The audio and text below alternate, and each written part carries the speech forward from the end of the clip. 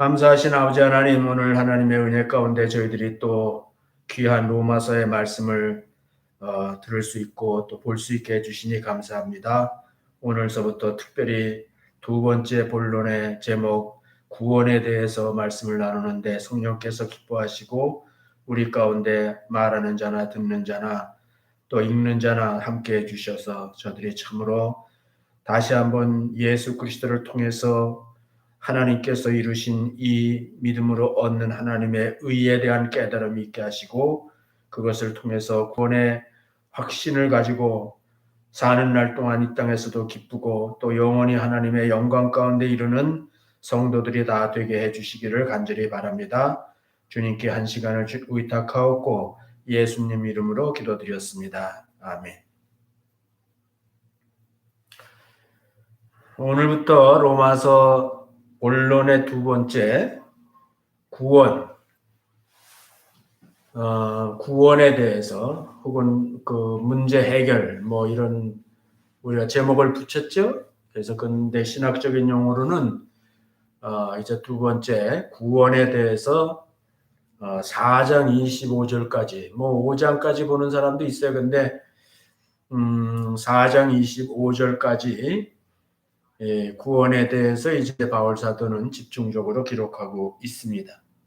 어떻게 우리가 죽을 수밖에 없는 죄인이 하나님 앞에서 그 죄가 사함을 받고 또 하나님 앞에 의롭다함을 얻어서 그 의로 인해서 우리가 하나님과 화목되고 또 하나님의 영광까지 이르는 것이 될 수 있나 하는 것을 이제 자세히 기록되어 있죠.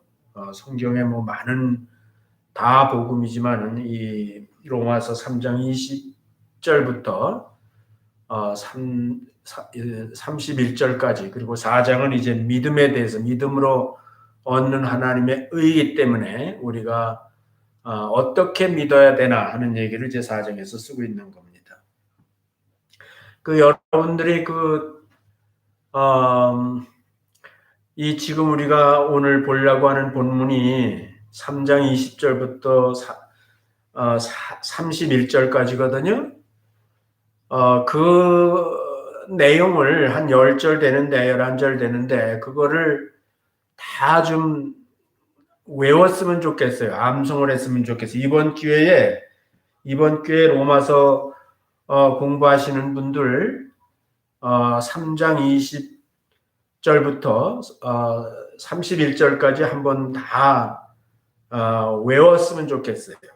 왜냐하면은 이렇게 귀한 말씀이 어디 있어요. 우리가 세상에서 많은 걸 듣기도 하고 보기도 하고 공부도 하지만은 정말 오늘 우리가 보는 이 말씀보다 더 귀한 말씀이 어디 있습니까? 내가 평생을 예수님 믿고 성경을 봐도 이거를 볼 때마다 이 말씀을 볼 때마다 너무나 정말 좋아서 아주 외워버렸다고. 오래전에 외웠죠. 오래전에 외웠어요.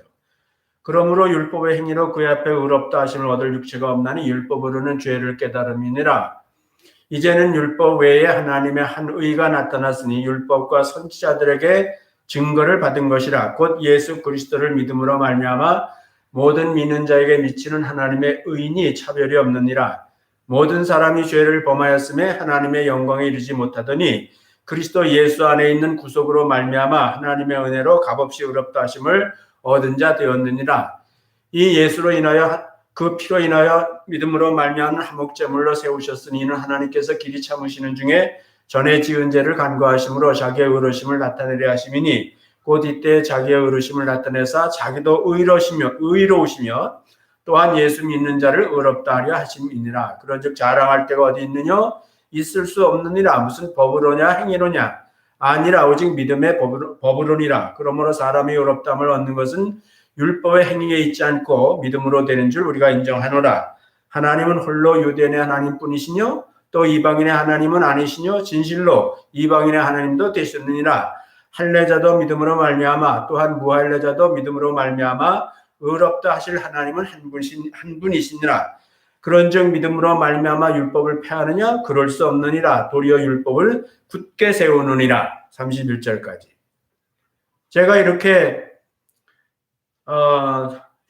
술술 외우잖아요. 막히지도 않고 근데 이게 참 매일 아주 매일 아침에 한 번씩 외워요.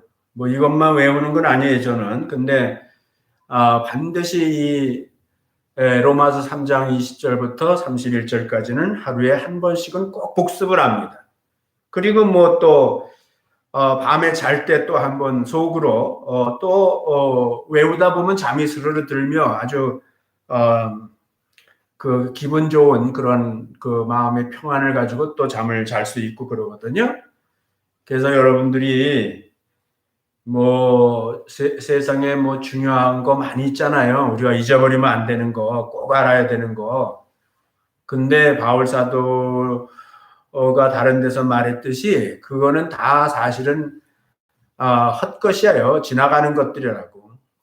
바울은 그 배설물이라고까지 표현을 했는데 우리가 예수님 믿고 이런 말씀은 정말 우리가 이 땅에 사람으로 태어나서 이런 이 영광스러운 세상에 둘도 없는 온 인류의 역사에서도 이거보다 더 귀한 것이 없는 이런 말씀 정도는 우리가 정말 말로만 로마서 귀하다, 말씀 귀하다 이러지 말고 정말 귀하다는 증거를 가지시라고. 귀하다는 증거. 그 증거 중에 하나가 여러분을 위해서 또 다른 사람을 도와주기 위해서도 이렇게 말씀을 글씨로 보지 않아도 내 마음의 신비에 완전히 아주 돌에 새긴 것보다도 더 확실하게 영원히 사라지지 않는, 없어지지 않는 그런 신비의 기록이 필요한 거예요. 제가 뭐 공부하는 시간이지만은 수없이 로마서 가르치고 또 많은 사람들이 배우고 그랬지만은 제가 지금 생각해 보니까 그 로마서의 뜻이 어떻고 저런 거를 많이 얘기할 수 있어요. 뭐 1시간, 2시간 얘기해도 부족해요. 그런데 제 경우로 놓고 볼 때 내가 여러분들을 사랑해서 이 로마서 공부하겠다고 등록하고 이 시간에 다른 일 제껴놓고 전화기 앞에 또 텔레비 앞에 앉아서 이 말씀을 듣는 여러분들을 정말 사랑하고 내가 나이 먹은 사람으로서 그리스도인으로서 또 목사로서 내가 정말 여러분들한테 권해요. 외울 수 있거든요. 하나님이 도와주신다고요. 하나님이 도와주세요. 제 경우도 보면은 처음에는 외워도 또 잊어버리고 정말 허탈하기도 하고 그런데요. 하나님 앞에 기도하고 내가 이걸 꼭 이보다 더 귀한 말씀 없는데 내가 내 마음에 예수님을 모시고 사는데 주님께서 가장 나를 위해서 하신 일 중에 이거보다 더 귀한 일이 어딨냐고요. 그래서 그런 주님을 사랑하는 마음으로 내가 외우기를 원합니다 하고 자꾸 외우면은 다 외워진다고. 그리고 그것을 매일 반복할 때마다 은혜가 넘치고 정말 우리가 주님과 함께 말씀과 함께 내가 동행하고 있다 하는 것을 확인할 수 있어요. 그래서 로마서 내용에 들어가기 전에 제가 잔소리 같이 얘기를 했는데 정말 그 실질적으로 형식적으로 이런 얘기 저런 얘기를 다 떠나서 여러분에게 정말 유익한 것을 내가 말해야 되는데 이게 유익한 거예요. 우리 그 화요일 날 성경 공부 나오는 자매들 지금 1년이 넘도록 못하고 있지만은 다 외워요. 저 고진희 자매도 다 외우고요. 성기원 자매도 다 외우고요. 저 이사간 우리 예림 자매도 다 외우고요. 다 외웠어요. 여기서 줄줄 다 외운다고. 지금도 외우고 있겠죠. 네. 네. 매일 한 번 이상 반복하라고. 이거 외우는데 얼마나 걸려요, 시간. 잠깐이면 되잖아요. 근데 그거에 비해서 하나님이 우리를 사랑하시고 그 말씀의 은혜를 나한테 부어주시는 것은 비교할 수가 없는 거예요. 부탁드립니다.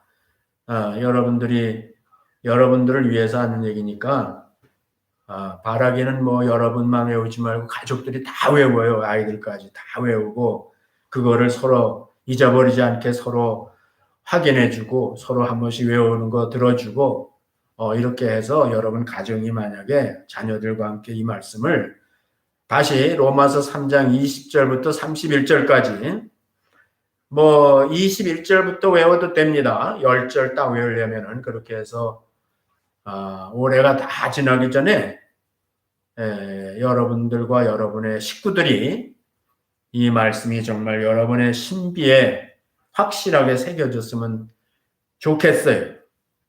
그러면 제가 이 로마서 다시 우리가 공부하는데 남는 게 있을 것 같아요. 뭐 남는다는 말이 좀 경망하기는 한데 정말 그것이 끝나는 로마서가 끝나도 이 말씀이 여러분들을 계속해서 그 마음에 풍성하게 은혜가 풍성하게 해 주실 것이다.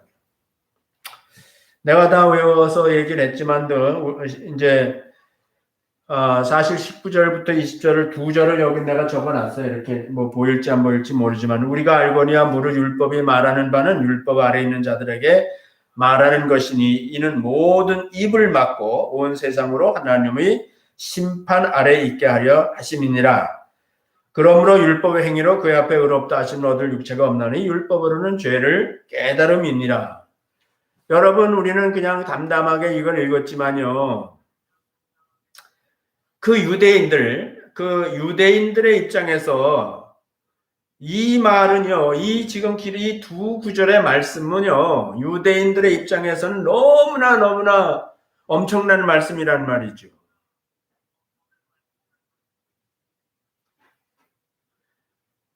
지금까지 이 율법을 지켜오고 율법이 생명같이 여기 모든 것이 다 율법을 중심으로 사회가 구성되고 행동하고 말하고 먹고 마시고 다 그렇게 살아왔어요. 그렇게 살아오면서 대부분의 사람들은 이 율법대로 살아야 된다고 생각한 거예요. 왜냐하면 율법대로 살아야 구원을 받는다.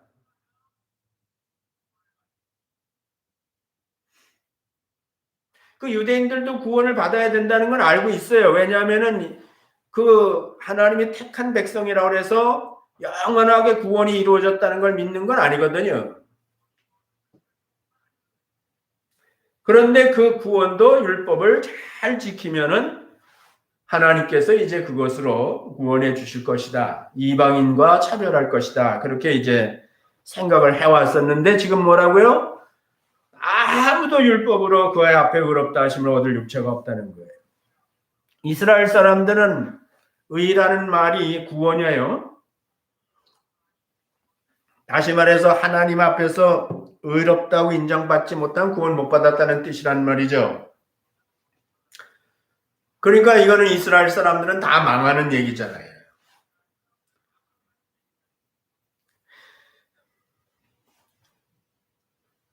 그런데 바울 사도가 이제 그렇게 선언만 하는 것이 아니라 율법에 하나님께서 율법을 주신 구원과 관계돼서 하나님께서 율법을 주신 목적이 뭐다 하는 걸 쓰고 있는 거예요. 20절이잖아요. 그건 뭐라고요? 끝에 죄를 깨닫게 하기 위해서. 왜냐하면 죄를 깨달아야 하나님께서 베풀어 주시는 구원에 대한 필요성을 갖게 되고 그 구원을 받아들일 수 있거든요. 자기네들은 이방인과 달라서 저 사람들은 영원히 지옥에 갔지만 우리는 구원받을 것이다. 왜? 우리가 지금까지 율법을 맡아서 율법을 그런 대로 지내왔기 때문에 그것으로 우리가 하나님께서 인정해 주실 수 있지 않을까 하는 그런 기대를 가졌던 사람들이었는데 그런 방향으로 율법을 이해하고 살아가는 한은 그런 사람들은 의롭게 될 길이 없는 거예요. 그래서 여기에 내가 파란 글씨로 율법 아래 있는 자 이렇게 썼어요. 여러분 혹시 필요하면 쓰세요. 율법 아래 있는 자. 그래서 그거는 행위법이라면 행위법으로는 하나님 앞에 의롭다함을 얻을 수가 없는 거예요. 여러분과 저는 이방인이니까 우리한테는 율법을 주어지지도 않았어요. 그래서 우리가 행위로는 절대로 이방인들은 구원받을 처음서부터 출발이 안 돼요. 그거는. 이 법적인 문제로서는 성립이 안 된다. 우리한테는 그 법이 해당이 안 되기 때문에 내가 아무리 율법을 잘 지킨다 그래도 우리는 택한 하나님의 백성이 아니란 말이죠. 그래서 이것은 이제 율법은 행위법인데 자기 의로 구원을 얻으려는 거예요. 잘못된 율법 행위. 그거는 율법을 지켜서 구원을 받으려는 것은 잘못된 율법 행위라고. 그것은 처음부터 되지 않을 일을 하는 거예요. 이룰 수 없는 일을 하고 있는 거니까 결국은 다 성공 못 하잖아요. 다 성공 못 하는 거예요. 50보 100보에 불과한 거라고.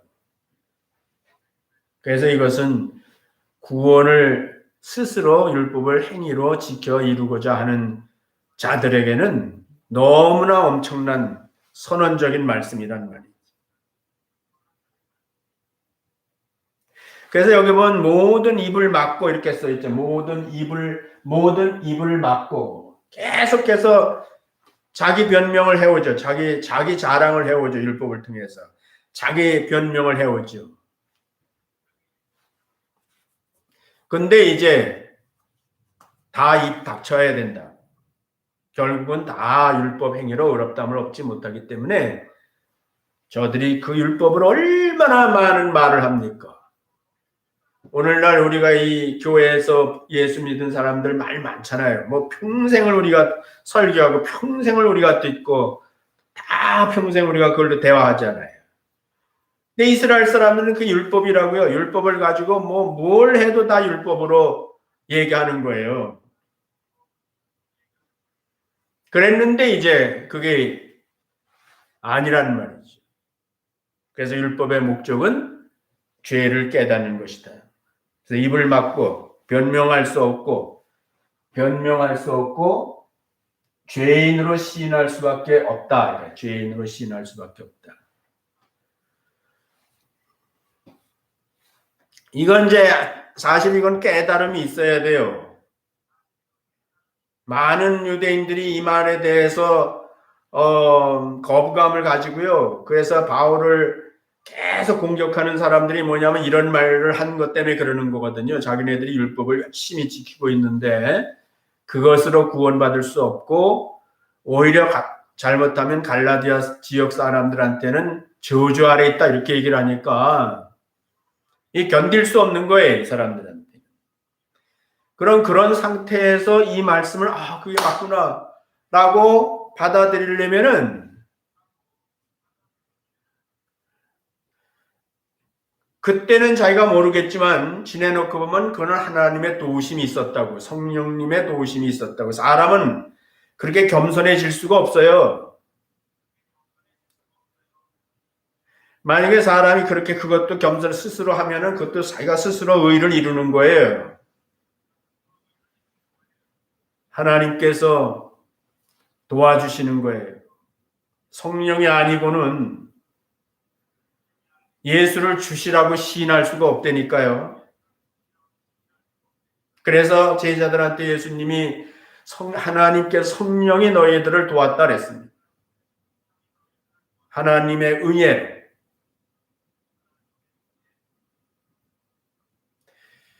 여러분과 제가 예수님을 진심으로 이 진리를 들을 때 어색하지 않고 헷갈리지 않고 그렇지 하고 여러분들이 마음으로부터 동의가 있고 정말 예수 믿은 것이 내 마음에 안전하게 바울 말대로 하면 안심하는 거예요. 서로 안위하는 마음으로 더 이상 의심의 여지가 없이 그렇게 됐다면요. 그거는 굉장한 겁니다, 여러분.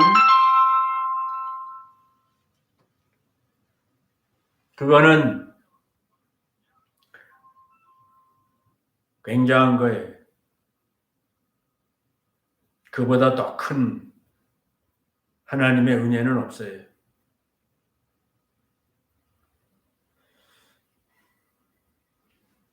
얼마나 많은 사람들이 그 얼마나 기라성 같은 유대인들, 랍비들, 할례받은 유대인들 얼마나 많아요.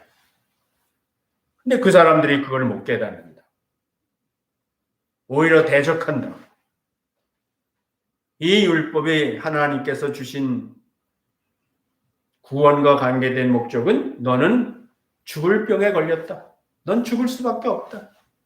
그것을 네가 알아야 된다. 율법이 너를 진단해 줬다는 거예요. 그래서 결국은 하나님의 심판 아래 있다는 거예요. 다 하나님의 심판 아래. 율법 아래 있는 자, 모든 입을 막고 결국 하나님의 심판 아래 있다. 이렇게 이제 죄에 대해서 끝내면서 맨 마지막에 이제 율법에 대해서 얘기했단 말이에요. 그게 모든 입을 막는다는 거예요. 온 세상으로. 그거는 유대인뿐만 아니라 이 율법이라는 건 그때나 이때나 모든 법의 최상위법이니까 나머지는 다 그 안에 그 아래 있는 거예요. 이방인의 무슨 양심의 법이라든지 뭐 자연의 법칙을 통해서 이해하고 있는 거예요. 모든 윤리, 도덕이나 이런 것들은 다 율법 아래 있는 거예요. 최상위법이라고. 그보다 더 완전한, 그보다 더 높은 법은 없다고. 그래서 거기에서 판결이 내리면 나머지는 유대인뿐만 아니라 모든 사람들이 다 똑같은 판결이 되는 거예요. 심판 아래 있다고. 심판 아래 있어. 경건치 않은가 불의에 대해서 심판하는 게 우리가 로마서 본론의 첫 번째가 뭐예요? 로마서 1장 18절 하나님의 진노가 경건치 않음과 불의에 대해서 나타난다는데 그에 대한 결론이에요. 이것이 지금 바로 하나님의 심판 아래 있다 이 말이지. 이거는 우리가 그 요한계시록 20장 11절부터 15절을 한번 봐야 돼. 하나님의 심판. 모든 사람이 다 하나님의 심판 아래 있게 될 뿐만 아니라 실제로 심판이 이루어진다고요.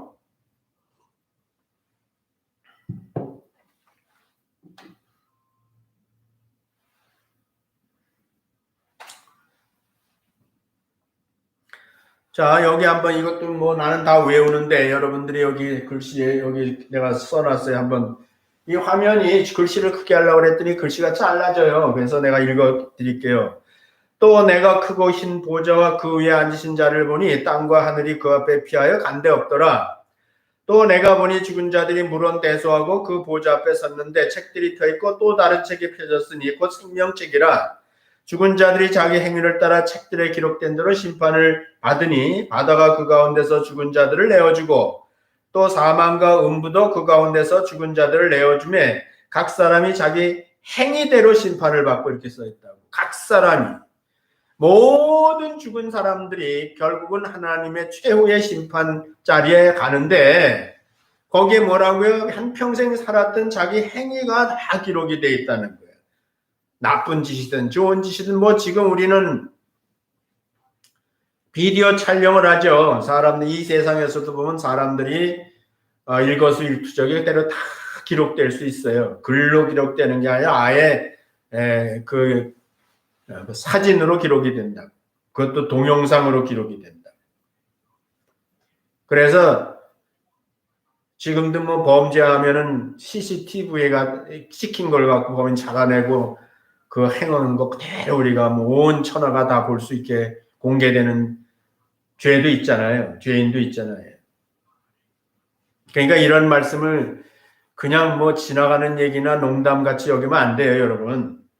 하나님 앞에는 내가 태어나 사람이 되면서부터 목숨이 끝나는 순간까지 행한 모든 것들이 다 기록되어 있어요. 우린 다 잊어버렸어요. 그런데 그것대로 심판을 받으니까 이건 굉장히 공정한 거예요. 거기에서 뭐 말을 할 내용이 없다고 자기가. 심판을 받고 사망과 음부도 불못에 던지니 이것이 둘째 사망 곧 불못이라. 뭐 지옥이라는 말을 직접 쓰지 않았지만 우리가 이걸 갖다 지옥이라고 그러죠. 불못이라.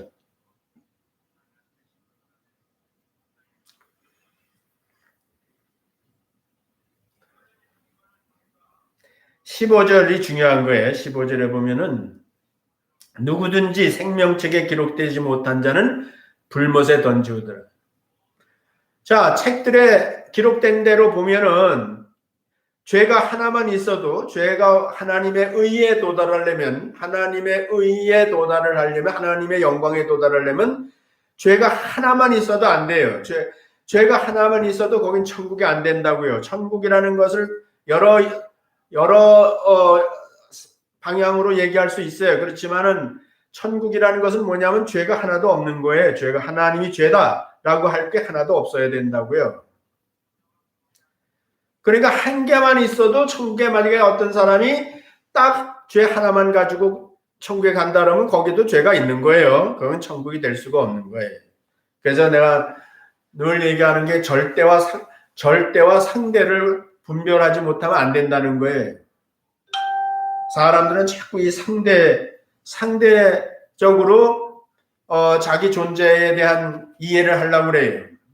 다른 사람보다 좀 나은 걸 가지고 자꾸 자기 그 자존감이나 어떤 그 성취감을 갖거나 자랑하려고 그러는데 그게 아니고 절대자이신 하나님 앞에서 그 절대 관계로서 내가 어떤 존재냐에 따라서 하나님과 관계가 이루어지는 거라고요.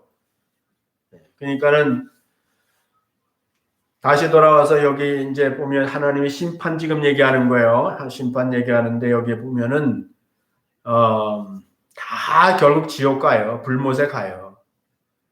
죄 하나도 없는 사람이 어디 있어요. 그러니까 다 불못에 간다고요. 그런데 15절에 써 있는 이걸 쓰려고 사실 그걸 쓴 거예요. 누구든지 생명책에 기록되지 못한 자는 불못에 가는 거예요. 다 행위를 봐서는 지옥 가야 되는데 불못에 가는데 마지막으로 체크를 해야 돼. 그게 뭐냐면 그 사람의 이름이 생명책에 있느냐. 책들에 기록된 것이 무엇이든지 상관없이 그 생명책에서 그 사람의 이름이 나오면 하나님의 생명책에 그 사람이 거기에 존재하고 있으면 불못에 안 간다고. 지옥에 안 간단 말이에요. 불못에 안 간다는 것은 하나님의 나라에 간다는 뜻이죠. 그게 심판이에요. 심판. 우리 예수님 믿은 사람들은 자기가 어떤 상태에서 구원을 받았는지, 어떤 상태에서 어떤 상태로 우리가 옮겨졌는지를 생각해 보는데 결국은 뭐냐면 지옥에서 천국으로 옮겨진 거예요. 믿음으로 말미암아 예수님 믿은 걸로. 만약에 우리가 진짜 여러분들 이걸 믿는다면 얼마나 이거보다 더 귀한 말씀이 어디 있으며 여러분들이 얼마나 더 행운아가 어딨냐고.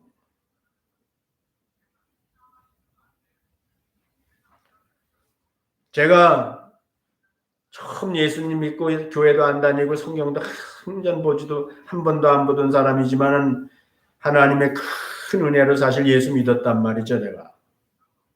그리고 나서 이런 말씀들을 계속 듣고 배우고 그럴 때 정말 이 요한계시록 20장 11절부터 15절의 말씀을 보면서 내가 얼마나 전율륜을 느꼈다고. 내가 내 행위가 기록된 대로 보면 나는 뭐 볼 것도 없이 지옥인데 내 이름이 생명책에 기록되어 있구나.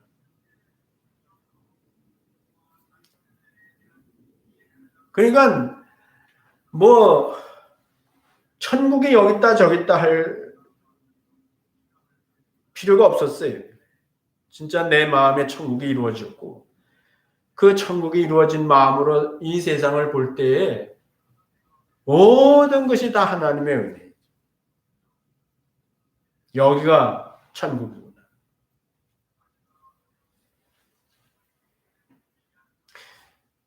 지금은 내가 이렇게 큰 집에 이렇게 살고 있어요. 근데 내가 처음 예수님 믿고 쫓겨났잖아요. 쫓겨났다기보다는 정말 이제 혈혈단신 홀로 살 수밖에 없게 됐을 때요.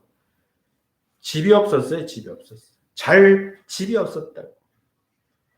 어떤 형제가 어떤 자매가 딱한 사정을 알고 자기 어머니한테 얘기를 해서 저 불광동인가 뭐 어딘가 하여튼 거기에 자기 집에 세 주는 집 방이 하나 있었는데 그 장독대를 마당에 만들어 놓고 그 안에 방을 꾸며 놓고 이제 거기에서 자취생들이 세를 주고 그런 방인데 마침 세 들었던 사람이 나가서 지금 비어 있으니까 며칠만이라도 거기 와서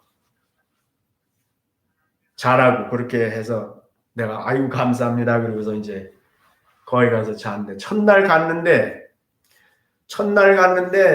비가 왔어. 그날 비가 왔는데 이 장독대가 이게 방수가 잘 안 돼가지고 비가 막 장대비가 오니까 이 물이 스며가지고 집안에서 여기저기서 물이 툭툭툭툭 막 떨어지는 거예요. 빈자리가 없이.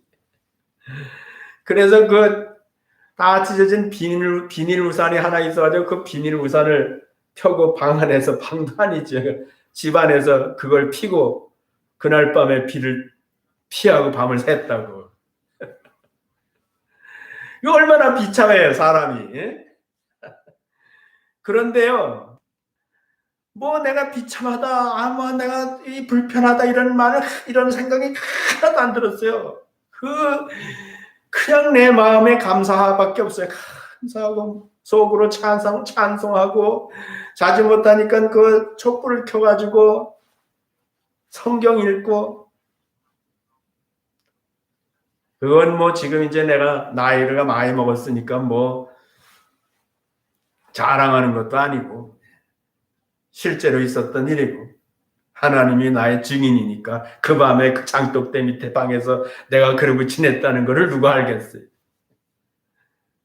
그 아침이 됐더니 그 주인 아주머니가 우산을 받쳐들고 여보 총각 괜찮아? 이렇게 들여보더니 물이 온 거는 비가 샜구만. 비가 샜어요. 그런데도 감사하고. 아니 뭐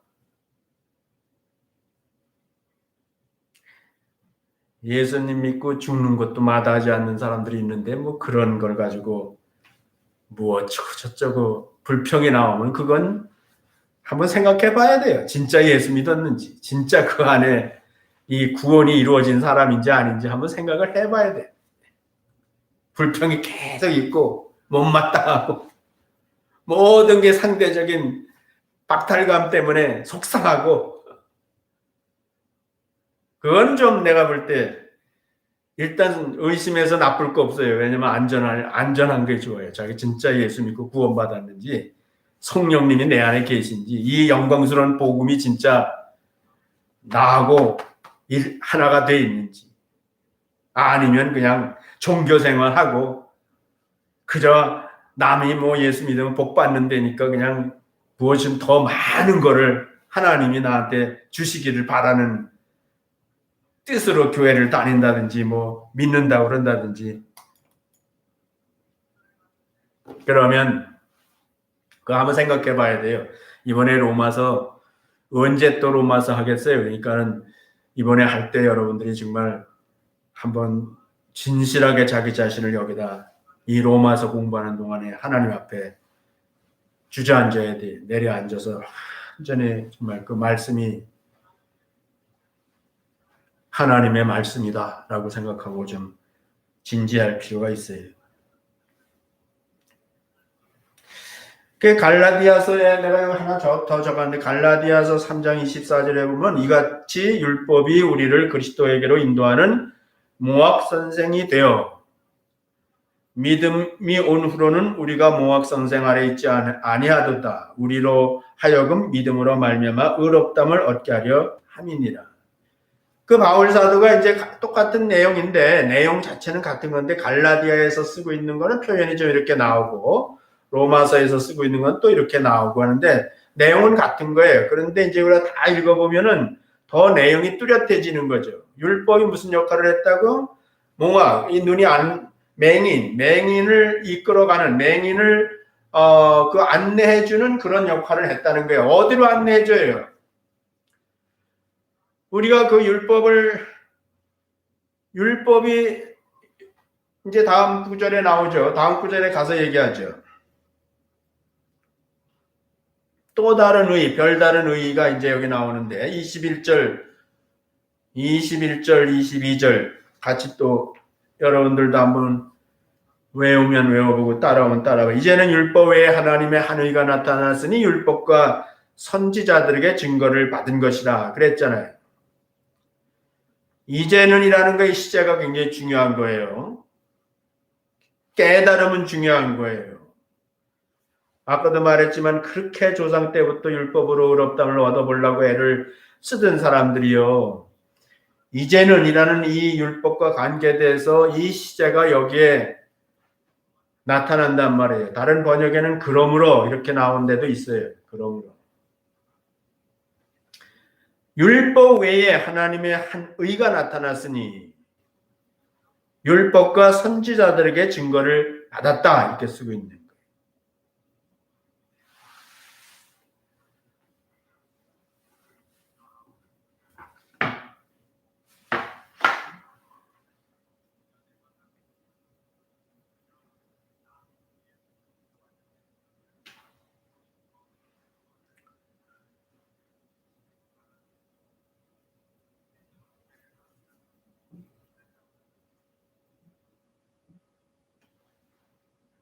하나님, 데오스 하나님의 법이 뭐냐면 율법이에요. 하나님의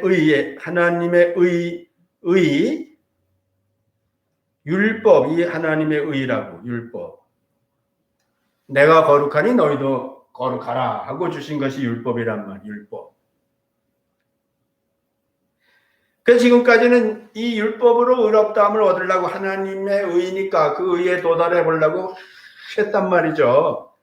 그런데 이제는 율법 외에 또 다른 하나님의 의라고, 또 다른 하나님의 의가 나타났으니 율법과 선지자들에게 증거를 받은 것이라. 곧 예수 그리스도를 믿음으로 말미암아 모든 믿는 자에게 미치는 하나님의 의라 해서 하나님의 의. 그래서 율법 말고 또 다른 하나님의 의가 나타났어요. 그 또 다른 의가 뭐냐면 예수라고, 예수가 하나님의 의야. 지금 내가 이렇게 대조를 하는 이유가 명확하게 이해를 하셔야 되기 때문에 그러는 거예요. 율법도 하나님의 의라고, 이것이 의라고, 율법이 의, 하나님의 의. 그리고 예수도 하나님의 의라고. 똑같이 출처가 다 하나님이야. 출처는 다 하나님이라고. 똑같은 하나님의 의야. 이거나 동일하다고. 동일한 의란 말이에요. 그런데 율법은 행위죠, 행위. 내가 지켜야 돼. 율법은 다 지켜서 하나님의 의를 이루어야 돼. 근데 예수님의 의를 이루려면 믿음이야. 예수를 믿는 거야, 믿음. 그러니까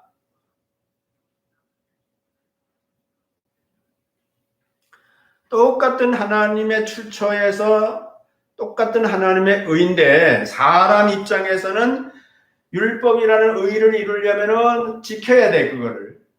근데 이 또 다른 하나님의 의인인 예수님을 통해서 의롭게 되려면 그 예수를 믿으면 돼, 내 마음에. 이게 마음으로 믿는 거야. 믿는 건 마음에서 일어나는 일이에요. 먼저. 그래서 이 두 개의 의가 이제 존재하는 거예요. 두 개의 하나님의 의가 존재하는 거예요. 내가 초이스할 수 있어요. 내가 선택할 수 있어요. 그래도 나는 내가 믿음으로 의는 너무 그거는 좀 사람답지 못하지 않냐? 의지가 없는 거 아니야? 이렇게 가지고 자기가 만약에 그래도 난 율법을 지켜서 의롭게 될 거야 라고 선택할 수 있어요.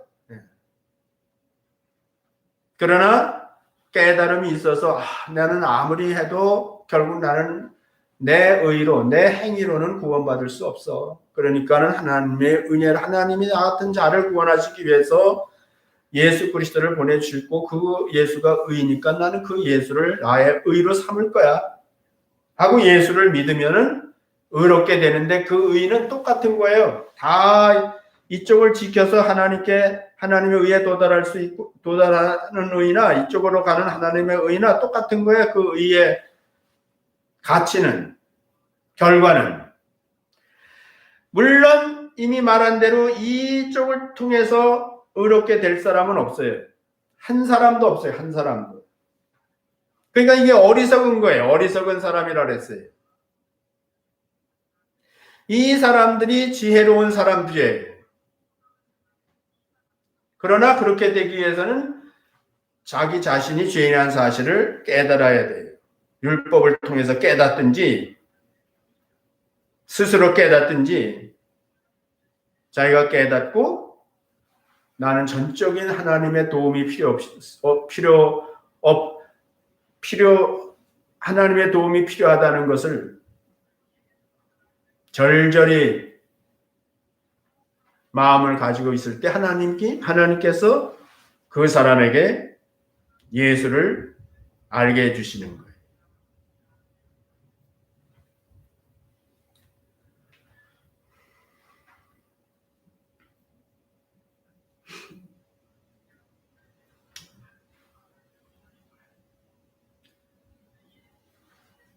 (20) 22절 곧 예수 그리스도를 믿음으로 말미암아 모든 믿는 자에게 미치는 하나님의 의인이 차별이 없다. 여기 이제 이 의에 대해서 설명하는 거예요.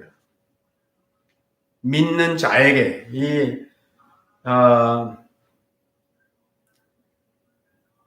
이제는이라는 이 복음 예수님이 이 땅에 오신 다음에는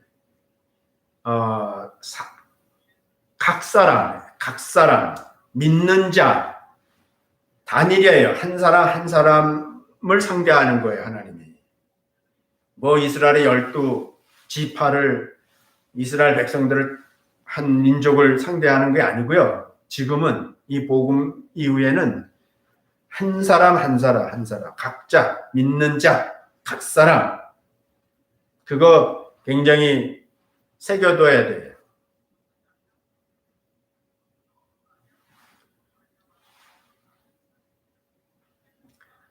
자, 여기 이 파란 글씨 내가 써놓은 거 설명해 드릴게요. 하나님의 한 의. 이게 하나님의 의라고 그러는데 이것이 왜 여기 써 있냐면 하나님의 의가 아니라 하나님이 자기가 의로워지는 게 아니란 말이에요. 하나님 원래 의로우신 분이란 말이에요. 근데 여기서 얘기하고 있는 하나님의 의는 인간이 의롭게 되는 의를 말하는 거예요. 인간이 어떻게 하나님 앞에 나갈 수 있는 의인이 되는가에 대한 의를 얘기하는 거지 하나님이 의롭게 될 필요가 있는 분이 아니란 말이죠. 우리의 의를 얘기하는 거예요. 우리가 얻을 의. 그 하나님이 한 의를 우리에게 보여주신, 나타나게 해주신 거다 이 말이에요.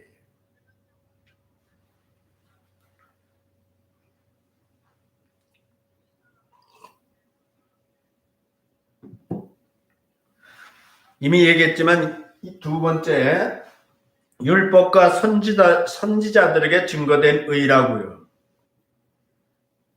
구약 성경은 크게 세 가지죠. 모세오경이 있고요. 시서가 있고요. 선지서가 있어요. 그래서 크게 셋으로 나눠서 유대인들은 그것을 다 하나님의 말씀이다 이렇게 인정하고 있습니다. 근데 바로 이 율법만이 아니라 모든 시서나 선지서도 다 알고 보면은 예수님을 증거하고 있었다. 예수님한테 사인을 보내고 있었다. 화살표가 그 율법이나 시서나 선지서를 통해서 그 앞에 다가가는 혹시 의롭게 되지 않을 다가가는 사람한테 율법은 다 화살표시를 얻으러 하고 있었냐면은 장차 나타나실 예수 그리스도 믿음으로 얻는 하나님의 의에 대해서 계속 화살표를 보내고 있었는데 어떤 사람은 그게 눈에 보인 사람도 있고 어떤 사람은 안 보여서 계속 율법을 따라간 사람도 있었단 말이죠. 그래서 구약을 제대로 깨달으면은 모든 성경은 다 예수 그리스도를 증거하는 것이다. 그 다음에 세 번째는 예수 믿음으로 얻는 하나님의 의야 이것은. 그래서 믿음으로 얻는 의라 그래서 이 믿음으로 얻는 의. 그래서 이거는 이제 나중에 한번 더 볼 거지만 칭의라고 그러죠. 하나님이 믿는 자들을 의롭게 여겨주시는 거예요. 그건 아브라함이 처음에 의롭게 될 때 하나님이 그렇게 하셨어요.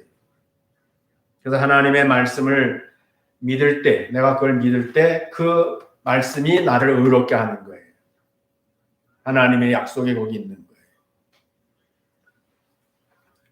그래서 이것을 의롭게 하나님이 여겨주시는 거예요. 하나님이 예수 믿는 것을 통해서 우리를 의롭게 여겨주시는 거예요. 그래서 우리도 그 말씀을 믿는다는 것은 나도 여기는 거예요. 나도 의롭게 되었다는 것을 여기는 거라고, 여기는 거예요. 이게 왜냐하면 행하는 것이 아니기 때문에 이 여긴다는 말이 필요한 거라고, 여긴다는 말이.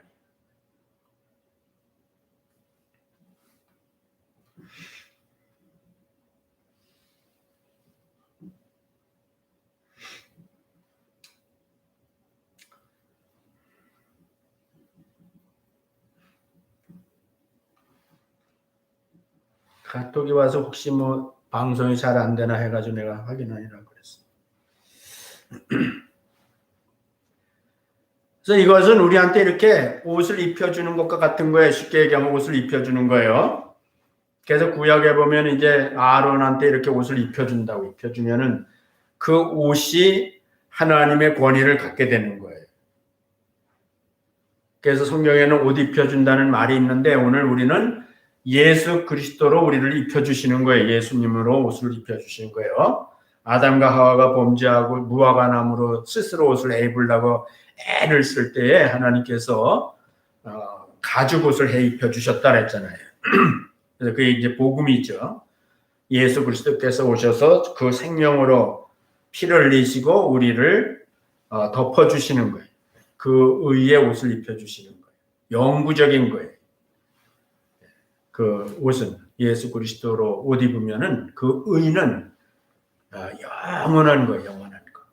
우리는 알고 보면은 여러분들이 이제 성경을 통해서 아는 거예요. 이게 옷을 입혀주는 것이다. 나는 이미 옷을 입었다. 그래서 그 옷을 입은 자들은 하나님의 백성이에요. 하나님의 자녀. 그건 구약 성경에서 다 이미 우리한테 보여주는 거죠. 그 네 번째가 이제 이 부분의 마지막에 차별이 없다는 말을 썼어요. 차별이 없다. 이게 모든 사람이 죄인이니까 모든 사람도 그 알고 보면 율법이 차별이 있다 그러지만은 그 율법도 차별이 없어요. 그건 어떤 관계로 차별이 없냐면 모든 사람이 다 죄인이라는 거예요. 유대인이나 이방인이나 차별할 게 없어요. 전부 다 죄인이라는 거예요. 죄인. 이 차별에 대한 이해를 해야 돼요. 그래서 내가 유대인이지만 할례 받은 사람이지만 내 의로 내 노력으로 어렵게 될 수 없는 죄인이다 하는 사실을 인정하고 깨닫고 그 다음에 이방인을 욕하지 말고 이방인이나 나나 다 똑같은 죄인이라는 사실을 차별이 없는 하나님 앞에서는 다 차별 없는 죄인이라는 것을 깨달은 사람들이 예수를 믿게 되면요. 예수를 믿어서 구원받게 되면 그 다음에 차별할 수 없는 거예요. 그 복음이 차별이 없다는 것이 당연한 거라고. 모든 사람이 죄인이기 때문에 차별할 필요가 없었던 거죠. 그래서 예수를 믿으면은 그걸 깨달은 사람은 이 복음 안에서 차별할 수 없는 거예요. 모두가 죽을 수밖에 없는 죄인이었는데 오직 예수 그리스도의 그 피공로를 의지해서 믿음으로 우리가 다 구원을 받아 의롭게 됐기 때문에 거기서 뭐 내놓을 게 없죠. 자랑할 게 없죠. 다른 사람하고 차별할 것도 없지요. 그래서 차별이라는 말이 나오는 거고 이게 이제 인류의 또 다른 의미에서는 큰 복음이죠. 온 세상은 인간이 육체 가운데 있다는 것은 다 차별이에요. 차별로 태어나서 차별로 살다가 차별로 죽는 거예요. 근데 예수 그리스도 안에서는 이 복음 자체가 우리가 서로 차별할 수 없는 구조가 되어 있는 거예요. 이게 사실은 이것만 깨달아도요, 얼마나 세상 사는데 편안한지 몰라요. 여러분들이 차별하고 차별받는 것 때문에 몰라서 그렇지, 그것 때문에 여러분들이 전전긍긍하고 사는 거예요, 다 보면은. 근데 거기서부터 해방되면요, 정말 여러분들이 주님이 주신 평안이 뭔지를 알아요.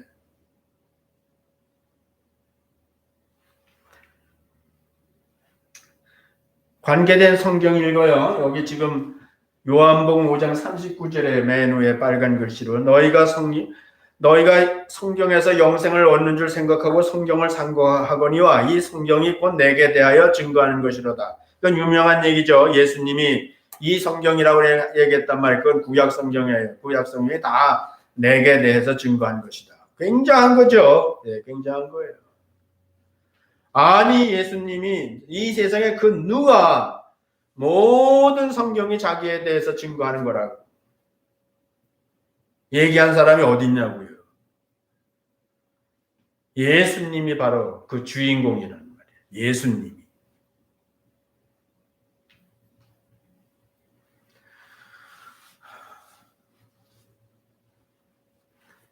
사실은 이건 창세 이후로 감추었던 거랄 거든 감추었다고. 그 감추었던 것들이 키가 이제 그 열린 거예요. 열려서 그걸 다 보이게 된 거예요. 그 보인 것이 뭐냐면 바로 예수죠. 예수가 마스터예요.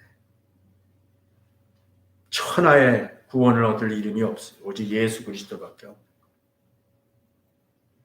여러분 오늘 얼마나 많은 사람들이 살고 있으면서요.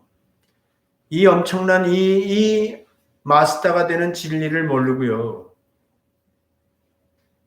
살고 있어요, 사람들이. 여러분과 제가 예수 믿고 이 비밀을, 이 진리를 이해되고 깨닫고 그리고 그것에 대해서 여러분들이 마음에 믿음이 생긴다면은 굉장한 거예요.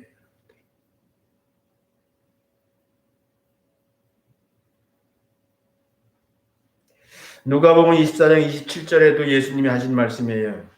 이에 모세와 및 모든 선지자의 글로 시작하여 모든 성경을 쓴 바 자기에 관한 것을 자세히 설명하지니라. 모든 성경에 쓴 바, 모든 성경에, 모든 그 당시 구약을 말하는 거죠. 자기에 대해서 쓴 것을 자세히 설명해 줬어요. 엠마오로 가는 두 제자일 때. 그랬더니 거기서 예수님이 부활하신다는 얘기에 대해서 그가 죽은 자 건 살아날 것에 대해서도 성경에 써 있잖아요. 그러니까는 그 말씀을 보고 성령의 도우심으로 그것이 마음에 깨달아지니까 마음이 뜨거워지고 눈이 번쩍 떠졌어요. 눈을 뭐 감고 있었던 거 아니죠. 영적으로 이제 예수님에 대한 이해가 생겼단 말이에요. 성경을 통해서. 그 주인공이구나. 바로 그분이구나. 하는 사실을 알게 됐단 말이에요. 성경을 제대로 깨달으면 어느 날 이 눈이 아니라 마음의 영안이 떠져서 세상 사람들이 보지 못하는 완전한 영광의 세계를 보는 거예요.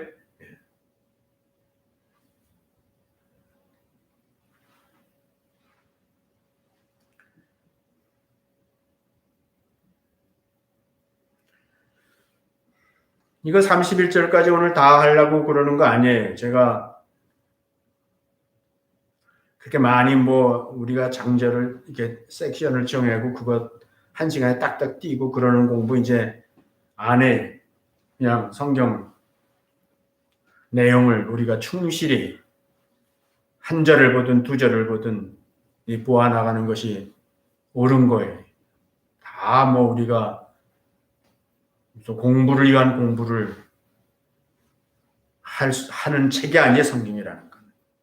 물론 필요하면 그렇게도 할 수 있어야겠지만은 지금 이런 처지에서 오늘 같은 이런 처지에서 그렇게 할 필요가 없어요. 여러분들이 스스로 로마서 공부하겠다고 들어왔으니까 그냥 제가 하는 대로 하는 거예요.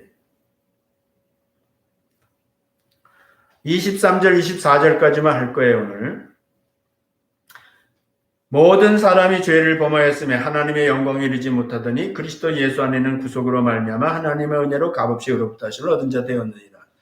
지금까지 얘기한 내용을 딱 여기 23절, 24절 두 절에 다시 그 요약 정리를 한 겁니다. 요약 정리라는 거 알죠, 여러분들?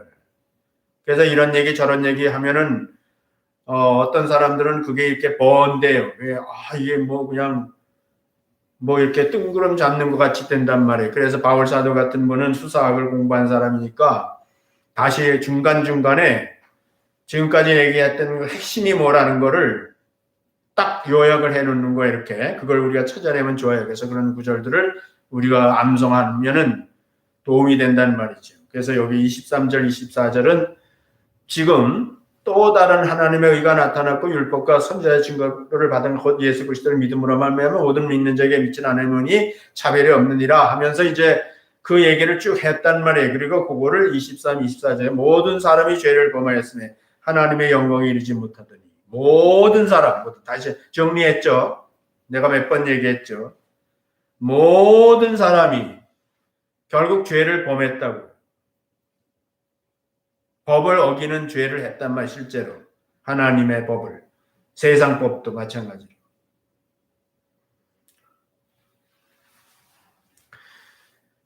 그러니까 여기서 얘기하는 법을 우리가, 이거는 말 장난하는 거 아니니까 잘 이해를 하세요. 실제로 법을 어기는 죄를 짓는 사람이 있어요. 법을 어기는 죄를 짓는 사람이 있어요. 근데 여기 내가 여기 지금 법을 행하는 죄라고 써놨는데, 법을 행하는데 법을 어기는 죄를 짓는 사람이 있고, 법을 행하는 것이 죄가 되는 사람이 있어요. 이미 여러 번 얘기했죠. 네. 그러니까 자기가 다른 사람을 판단하고, 다른 사람을 정죄하고, 다른 사람을 심판하면서 자기가 스스로 하나님 앞에서 나는 저 세리와 같지 아니하나이다 하면서 자기가 의로움을, 자기 의를 드러내고 그 의를 자랑하기 위해서 법을 지켜요. 열심히. 정말 뼈를 깎는 노력을 한다고요. 많은 사람들이. 근데 그게 죄예요. 하나님의 불꽃 같은 눈으로 보실 때는 그게 죄라고요. 예수님께서 이 땅에 계실 때에 뭐가 죄라고 그랬어요? 뭐가 죄예요? 거기 물론 가늠한 여자도 있고 뭐 사마리아 여자도 있고요. 세리도 있고요. 뭐 여러 죄인들이 나와요. 그러나 예수님께서 심각하게 어떻게 보면은 지적한 죄인은요.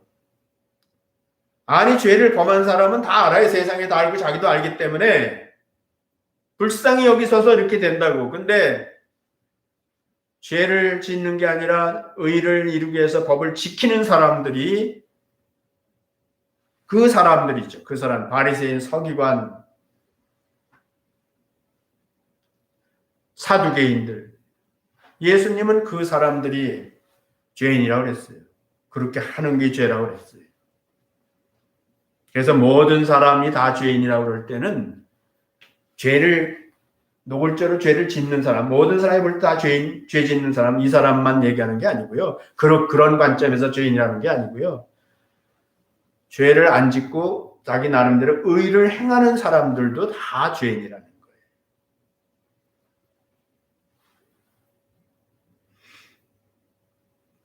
그런데 그리스도 예수 안에 있는 구속이다 이런 말을 했어요. 구속. 속죄가 있고 구속이 있어요. 같은 내용인데요. 히브리인들한테는 속죄라는 말이 더 명확하게 이해돼요. 속죄. 구속이라는 건 당시 이방 사회에서 노예 제도 시대였기 때문에 어떤 사람이 노예로 이렇게 식구가 팔려가잖아요. 식구가 팔려가면은 그 다른 남은 가족들이요 열심히 돈을 벌어가지고 모아가지고 그걸 가져가서 그 돈을 다 지불하고요 그 식구를 사오는 거예요. 도로 그 돈을 다 지불하고 식구를 빼오는 걸 구속이라고 그래요. 이건 그 당시 로마 시대에 헬라인들한테는 구속이라는 말을 쓰면은 훨씬 더 이해가 잘 돼요. 그리고 실제로 그 내용이 그렇고요. 예수님 하나님께서 우리를 속량하셨다. 속량. 그 죄값을 지불했단 말이에요. 지불했어. 그리고 거기서 우리를 건져주신 거라고. 이건 오늘 31절 맨 마지막에 가면 굉장히 중요한 서로 맞물려 있는 말씀이에요. 우리의 의는 우리가 구원받은 거는 그냥 뭐 천한 게 아니에요. 그거는 값을 다 지불한 거예요. 율법이 요구하는 값을 다 지불한 거예요. 이렇게.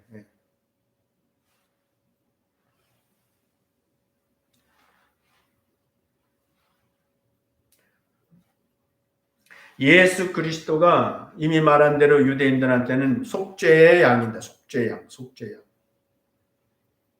양. 이스라엘 사람들은 속죄를 할 때 염소 2마리를 가져와서 하나에게는 장로들이 다 안수를 하고 둘 다 안수를 해서 하나는 제사장이 가서 죽여서 피로다가 속죄를 하고 하나는 아사셀이라고 그래가지고 모든 죄를 다 12지파 지도자들이 거기다 죄를 전가하잖아요. 안수하잖아요. 그러면 그 아사셀로 뽑힌 염소를 끌어다가 저 무인지경까지 갖다 버리고 오는 거예요. 다시는 못 찾아오게. 완전히 옮겨버린 거예요. 죄를 이렇게 옮겨버린 거라. 그래서 이스라엘 사람들은 유대인들은 속죄라는 말을 욤키프 지금도 7월 15일 날 되면 사람들이 그 의식을 행하죠. 보면은. 그런데 이제 로마의 이방인들은 이 성경을 읽는 사람들은 거기 이방인들도 있으니까 속량하셨다. 속량. 이런 표현도 있는 거예요. 구속이라는 말을 쓰고 있는 거예요. 여러분들이 다 구속된 거예요. 여러분들은 상상도 못할 헤아릴 수도 없는 그 죄의 값을 갖다가 죄 없는 예수님이 의의 피로 그 여러분의 죄값을 다 지불한 거예요. 이렇게 다 지불하고 거기서 여러분들을 노예를 다시 빼오듯이 다시 빼온 거예요. 생각을 해보세요. 그렇게 해서 사람들이 그렇게 애를 써서 돈을 모아서 자기 값을 다 지불하고 빼냈다면은 그래서 이제는 더 이상 내가 그 사람의 노예가 아니다. 난 자유가 주어졌다 그러면은 그 사람이 어떻겠어요? 그 사람이 실제 노예 생활을 해본 처지에 있는 사람이라면은 어떻겠냐? 얼마나 감격하겠냐? 얼마나 감사하겠냐?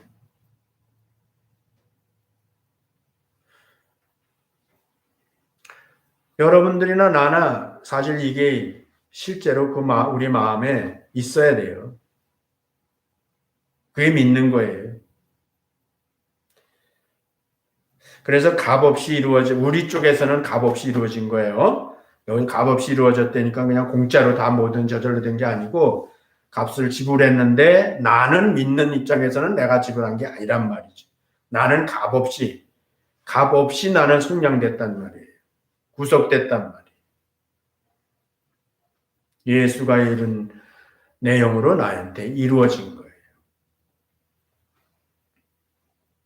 그래서 이루어진 의에 값없이 이루어진 의를 내가 받아들이면은 그것이 나한테 그 의가 이루어지는 거예요. 자, 예수님이 다 이루셨어요. 다 이루셨는데 그것을 내가 믿으면은 그 다 이루어진 것이 나한테 이루어지는 거예요.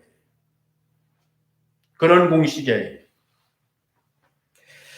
야고보서 2장 10절 성경 읽고 마칠게요. 2장 10절 누구든지 온 율법을 지키다가 그 하나에 거치면 모두 범한 자가 되나니 이건 아까 얘기한 거예요.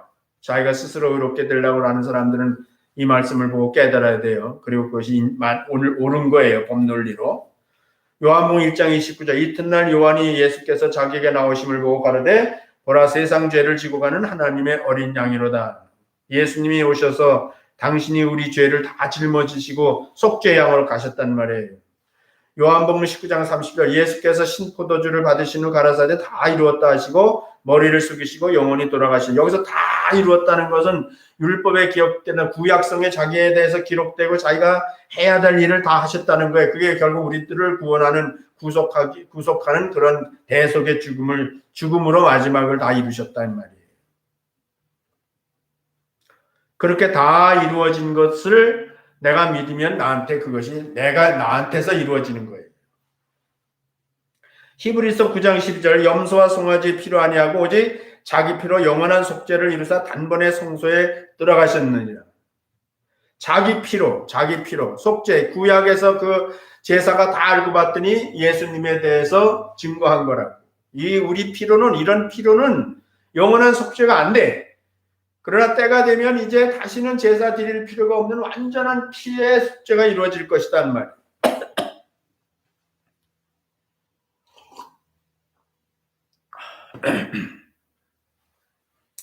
히브리서 10장 18절 이것을 상하셨은즉 다시 죄를 위하여 제사 드릴 것이 없느니라. 아멘. 놀라운 말씀이에요. 여기서 우리가 이러고 저러고 갔다가 이 말씀 읽어놓고 딴 얘기 자꾸 설득시키려고 얘기할 필요가 없어요. 이 말씀 자체가 못 알아들을 말씀 하나도 없는 거고 이 말씀이 무게가 있어요. 하나하나에 여러분들이 무게를 느껴야 돼요. 이게 법정에 서서 나는 죽을 수밖에 없는 사람으로 법정에 서 있는데 그 법정에서 한마디 한마디가 나를 살릴 수도 있고 죽일 수도 있는 거라면은 얼마나 가슴 뛰고 얼마나 엄숙하냐고요. 오늘 이 말씀 할 말씀이 정말 너무나 귀한 거예요. 어느 재판관이 판결을 하는 거하고는 비교가 안 되는 거예요, 이거는. 그래서 여러분과 제가 구속일 구원이라는 본론의 제목에 들어가서 오늘은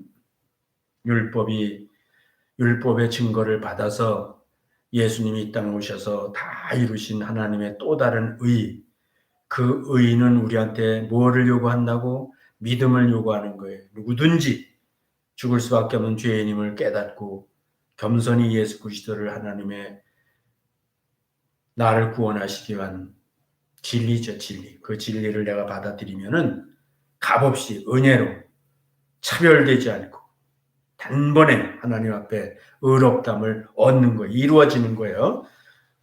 시제가 과거예요. 예수 믿는 순간 여러분들은 다 하나님 앞에서 그 의가 이루어진 겁니다. 기도하겠습니다.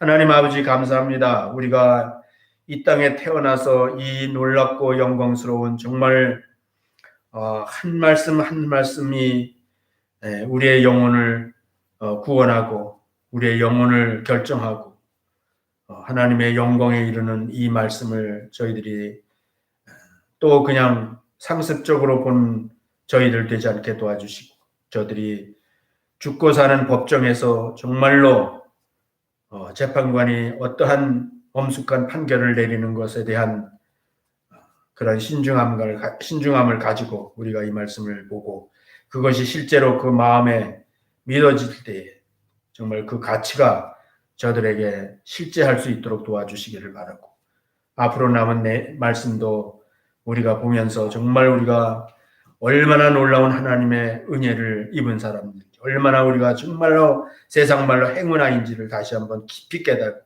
그것이 감격이 돼서 이 세상에 사는 동안에 구속한 주만 보이는 그런 눈으로 사는 저희들 되게 하여 주시기를 간절히 바라고 예수님의 이름으로 기도드렸습니다. 아멘.